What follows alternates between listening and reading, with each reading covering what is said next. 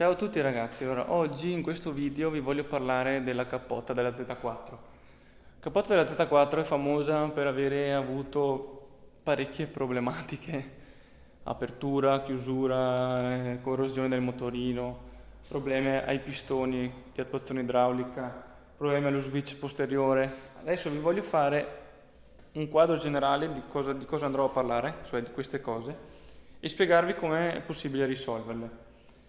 Io infatti stamattina ho detto provo la cappotta, oggi c'è una bella giornata e non si apre.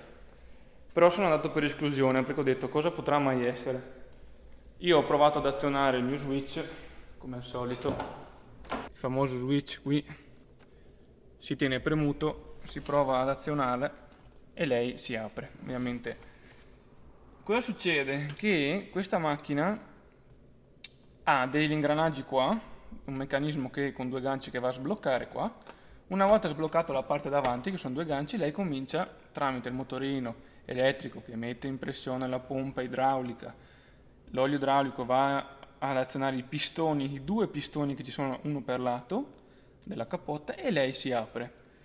Cosa succede però? Che io tutta questa parte l'ho già revisionata da solo ed è perfetta.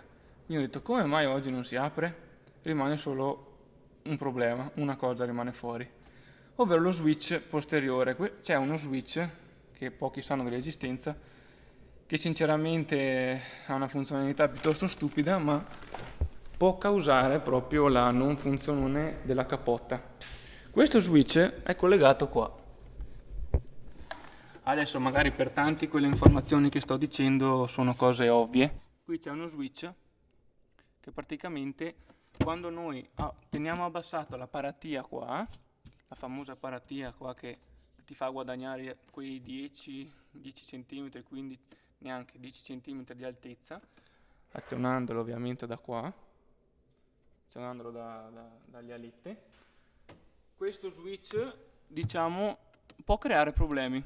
Infatti nel mio caso non funziona e non mi permette di aprire la cappotta, cioè per uno semplice stupido switch che va a controllare che io abbia messo la paratia in basso, scusate, in basso.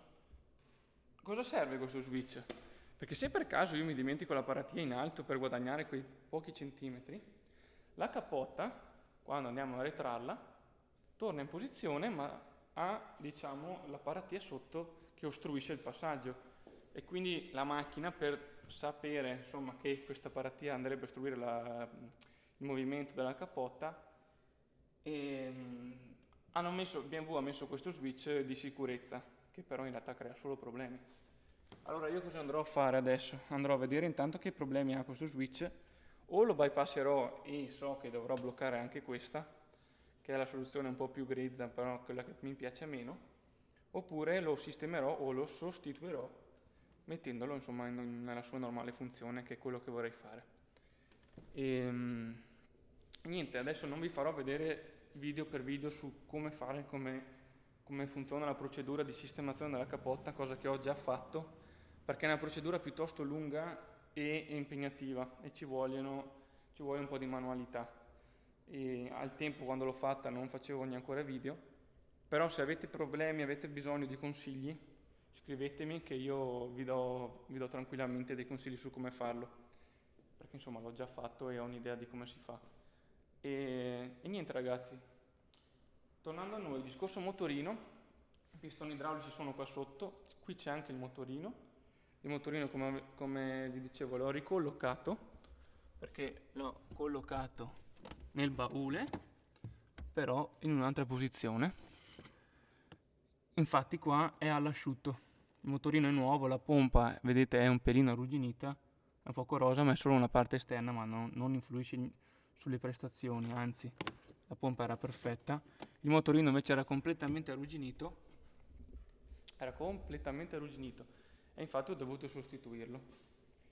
E niente, il motorino in origine è collocato qui, però come voi ben sapete, collocandolo qui, quando piove, quando andate a lavare la macchina nell'autolavaggio, l'acqua scende, cala e va all'interno dell'alloggiamento del motorino.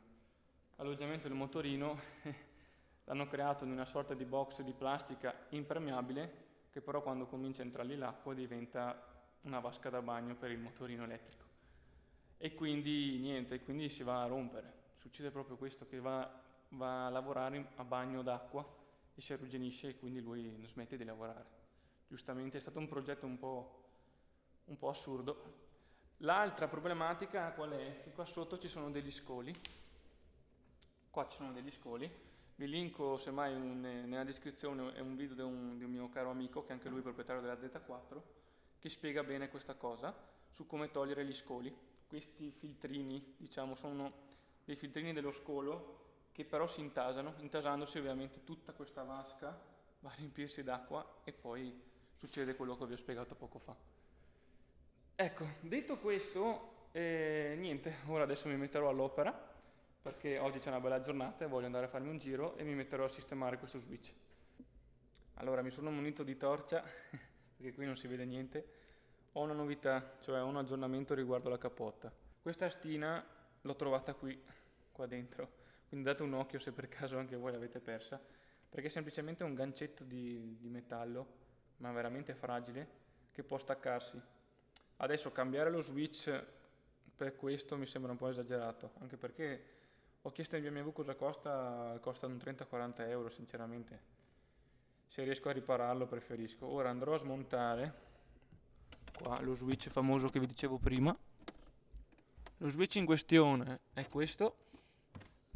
Adesso vediamo se riesco a farvelo vedere meglio. Lo switch è qua dietro, è proprio dietro lì. E niente, adesso con una chiave a brugola l'andrò a smontare e vedo di riposizionare la lamiera, diciamo la stina di metallo, e far rifunzionare la cappotta, che questo mi sta causando un sacco di problemi. Ci vediamo tra poco. Vi aggiorno sulla situazione. Ho rimontato lo switch, come potete vedere. Questo switch, praticamente l'amierino di metallo che dicevo prima si era staccato.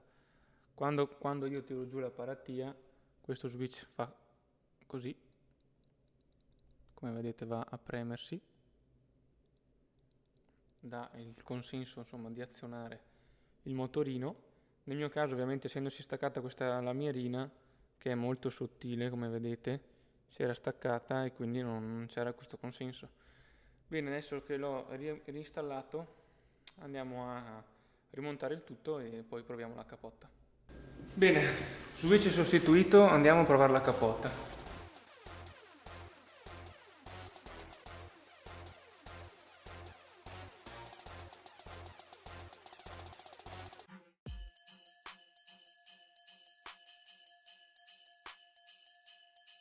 Bene, allora abbiamo risolto anche questo problemino della cappotta con quello che vi dicevo prima e niente, dai, ora rimonterò tutta la cover che ho lasciato in stand-by giusto per provare lo switch e abbiamo terminato anche con questa. Se avete domande mi raccomando scrivetemi, iscrivetevi al canale e niente, noi ci vediamo al prossimo video e come vedete qua sono nella nuova officina, è ancora da sistemare un po', ma ci stiamo lavorando. Alla prossima!